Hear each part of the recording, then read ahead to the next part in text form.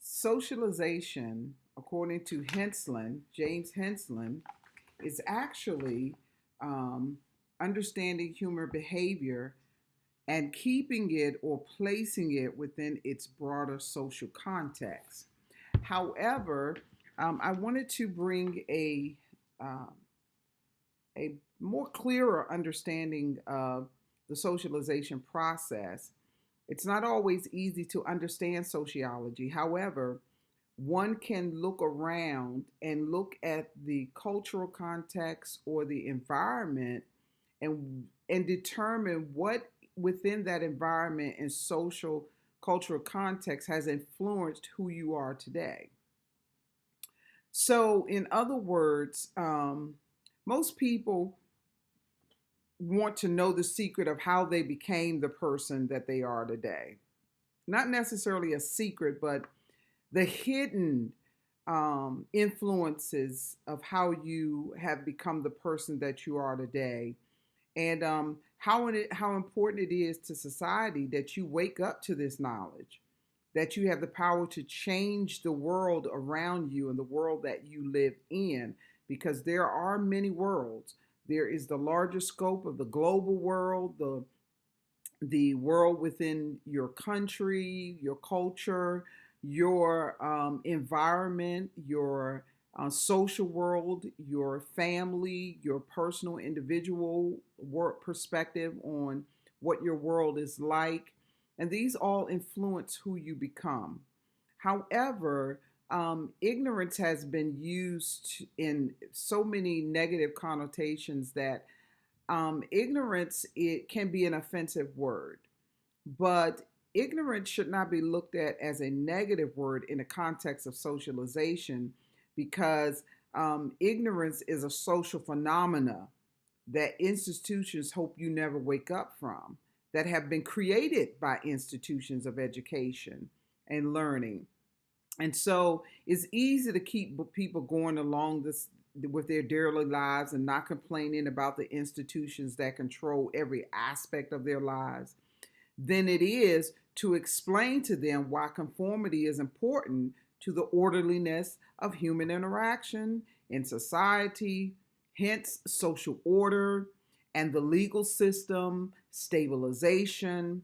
And so all of these things are very important when we're talking about socialization and how society influences who you have become, who you will become, how you live in your family surroundings, how you will raise your children, how you will act in your marriage, how you will act in your friendships and relationships, on your job.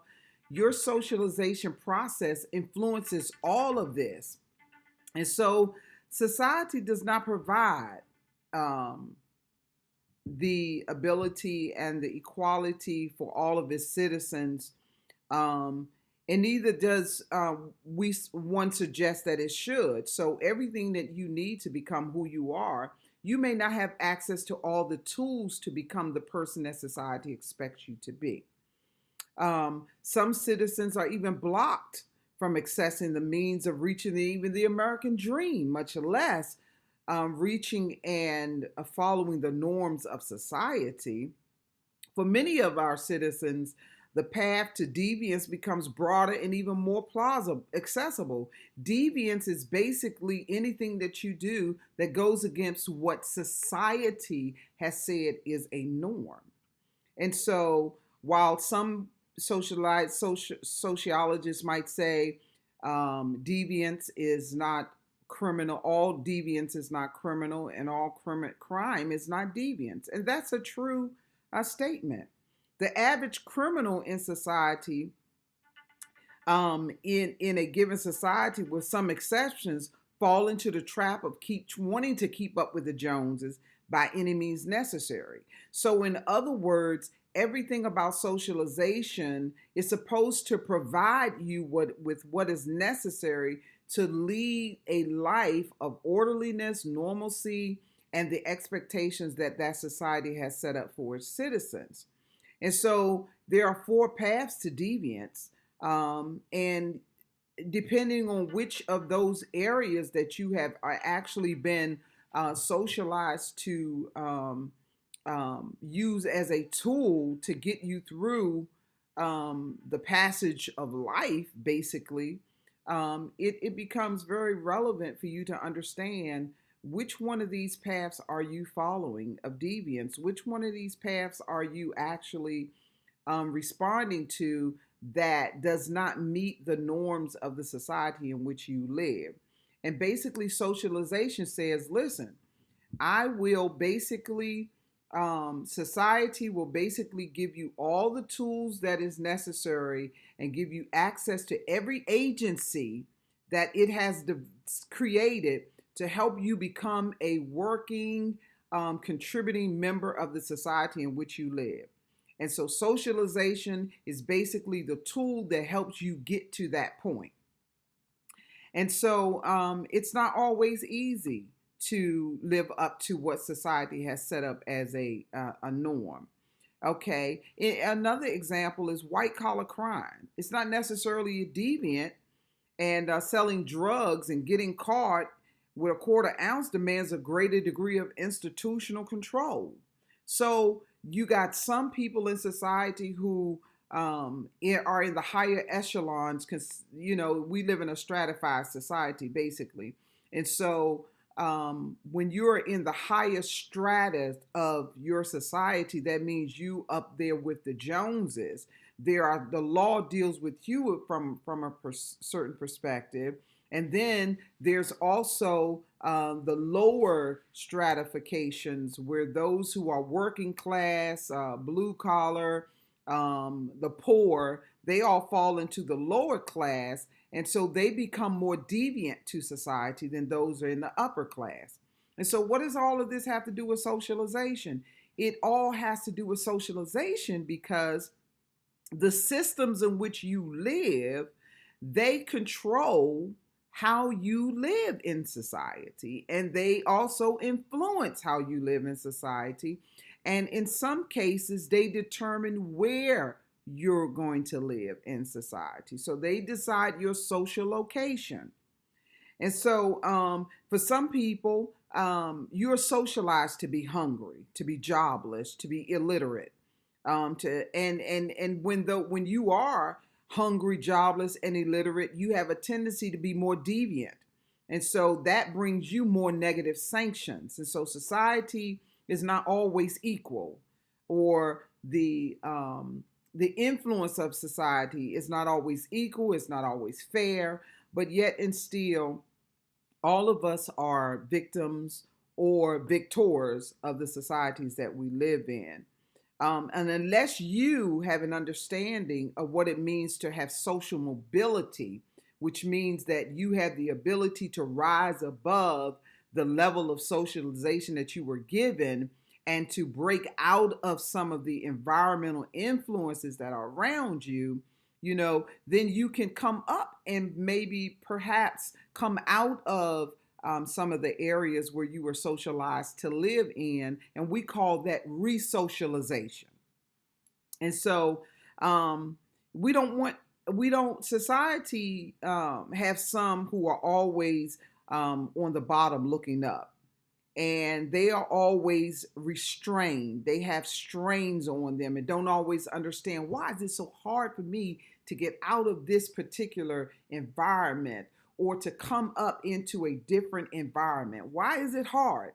Because there are certain parts of society that institutions keep in that reign to keep that particular part of socialization prominent and prevalent for those people.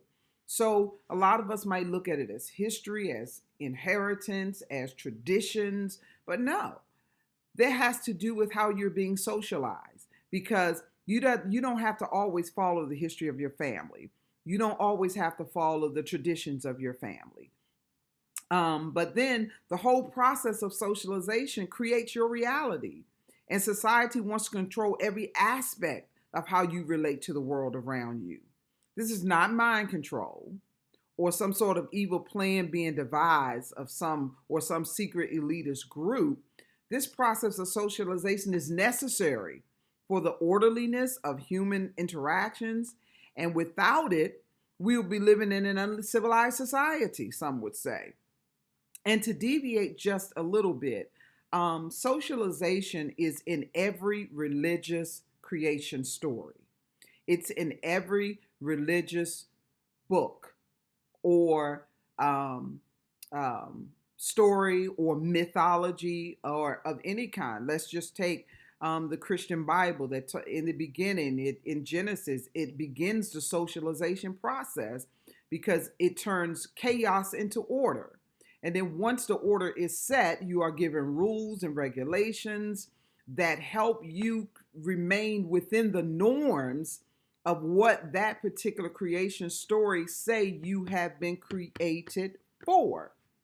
So every religious book and creation story deals with orderliness and socialization. Sin, which is basically deviance, and then there is righteousness, which is considered norms of society or norms of that social order. And so you can look at religion as a major socializing agent because it has such an influence on the societies in which you live. Once you show people how society expects them to even be given a fair chance of reaching the goals of normalcy, once you show people what society expects of them, then you give them that opportunity to reach or to follow the rules and regulations and become normal citizens of that particular society. Which only further supports that particular culture, that particular country, society, that particular social control mechanism, that normalcy. And so we all hope one day that we can live in a society that is normal, fair, and just. But it's very hard to find that type of society because every society is stratified. They have norms and they have abnormalities, or we call them anomalies. And they also have deviance. They also have sanctions, which can be positive and negative. But basically, socialization actually is the stabilization of a society. And so basically, when we socialize our children or when we socialize citizens in a society, basically what we're saying is we're going to construct the world around you to help influence how you will behave in our society. And if you decide to go aside from that particular norm or those particular agencies or institutions that are set up to control you, when you go outside of those, then what we do is we have a judicial system or we have norms. We have in religion, we have what we consider moral and what we consider profane. And so society creates all of this for you. And a lot of us aren't even aware of this. We look at from a very small glass. And I think it was W.E.B.Dubois that wrote, and he was a Black sociologist, and he wrote a theory called the double mind theory for the Black culture. And basically what it says there, you have a mindset of who you think you are, and then you have a mindset of who others or society thinks that you are. And you are constrained by that duality, trying to really fit into which one of those particular personalities or roles you're going to fit into, or which mindset are you going to nurture to become. And so these are very important thoughts that we need to understand about socialization. And when we fail to understand that, we basically fail to really fit into society the way society says that we should fit into it. And so for socialization, we're going to be discussing which agents in society are used to socialize us. Agents can be institutions like education, the media, medicine, technology, science, the legal system. There are many agents that society uses to socialize you. And the first one that they use is your family. And then you have your peers, and then you have your educational systems. And so you think about how much time you of your life you put into education from the age of the normal expectation of society, from the age of 5 to 17. You're being socialized by the educational system. So you go from grade 1 to grade 12, or you go from, some people go to pre-kindergarten and some people go to kindergarten. So we can safely say between the ages of 4 and 18, society educates your children. And then for those of us who go into higher education, which means that we continue the education process beyond high school, we go into the higher echelons of the education agency. And we get a greater influence in our lives on how we're supposed to think and deal with society. In my case, I went and I received my bachelor's degree in sociology. And then I went higher and I received my master's degree in psychology. And so all of that whole educational system, you can see how it has a big influence on us. And so we need to know how these agencies influence us and how we're expected to even relate to social order throughout our lives. How important are these agents, and why are they called agents instead of institutions? Because institutions are controlled by people. So institutions are not agents. They are systems of control. And agent has to do with what they are created for. What is the purpose of these institutions or these agencies, and why is it that society has them in place? In one of my sociology classes, I believe it might have been even my introduction to sociology, one of the sociologists, and I can't quite think of his name, and I was really impressed by this sociologist because he made a very profound statement. And in the statement, he said that what most people don't understand is that society, the social order in which you live, was here before you got here. And it will be here and in place when you are gone. And most of us don't even realize that. They associate society with the same concept that they associate God with. So society influences you in such a way that it tells you how you're supposed to interact with your peers, with your family, in your workplace, how you're supposed to dress. It determines your gender perspectives. It determines your biological perspectives. And then when we get into psychology, we can get into some of the cognitive influences that we have to deal with every day in our lives. But basically, what I wanted to share with you in this video is the process of socialization. What does it mean to be socialized?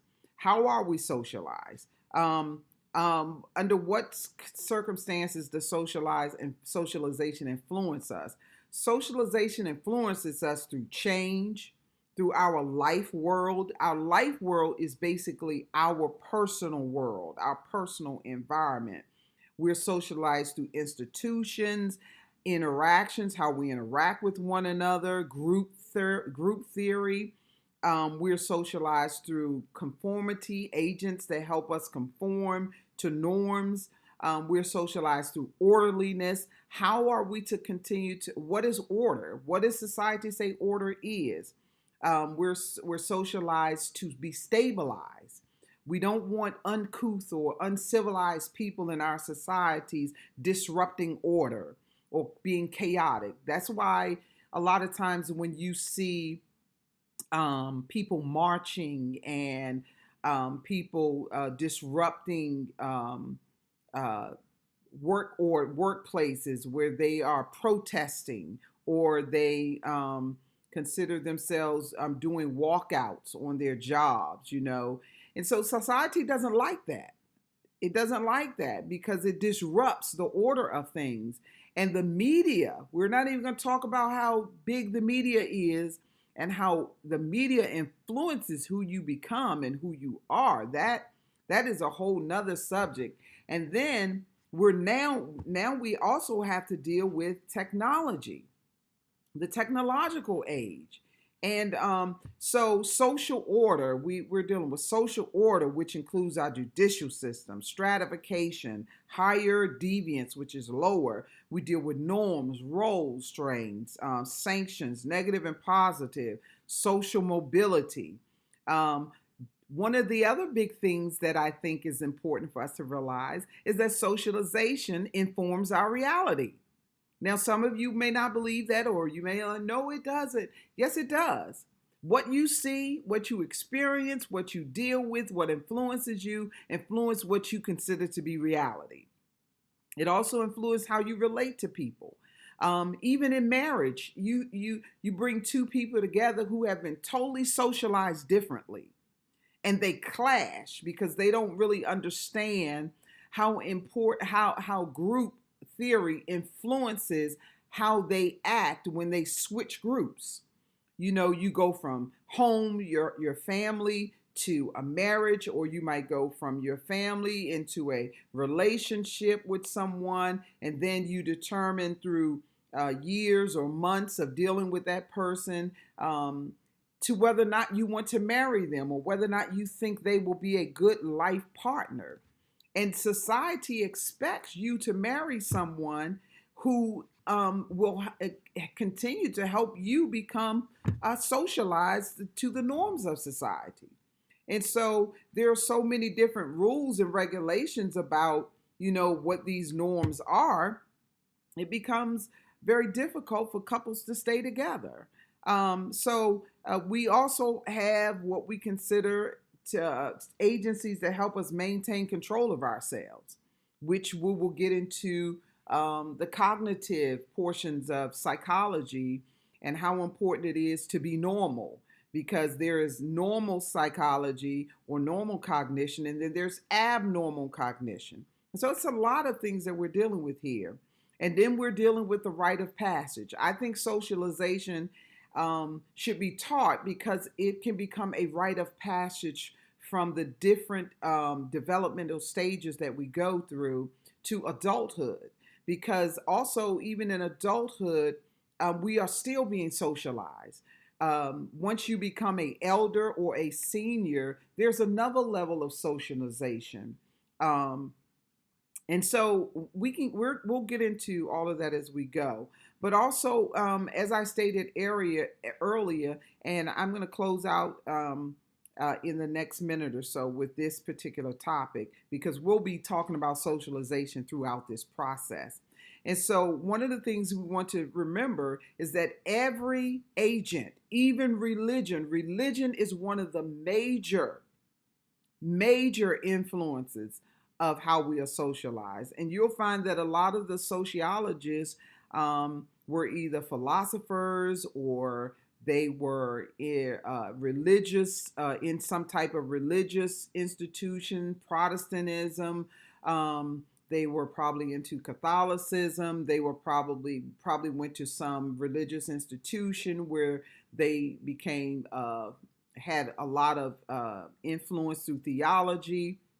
And so socialization, every creation story is a story that deals with socialization. It also deals with obedience to society and orderliness, or lack of socialization equals negative sanctions, sin, deviance, anomy, profane life. Good socialization equals righteousness, obedience, and positive sanction. None of this is religion. It is socialization. And so it's very important that we understand how society expects us to live, how they expect us to develop. That's why we have so many developmental stages that are studied, and that even in psychology, there historically, when we look at how the developmental stages theories have been developed, we understand what society is looking for. They're really trying to understand the human and the nature of humanity. And that you can get into that with a lot of social psychology. And so I am a sociology major.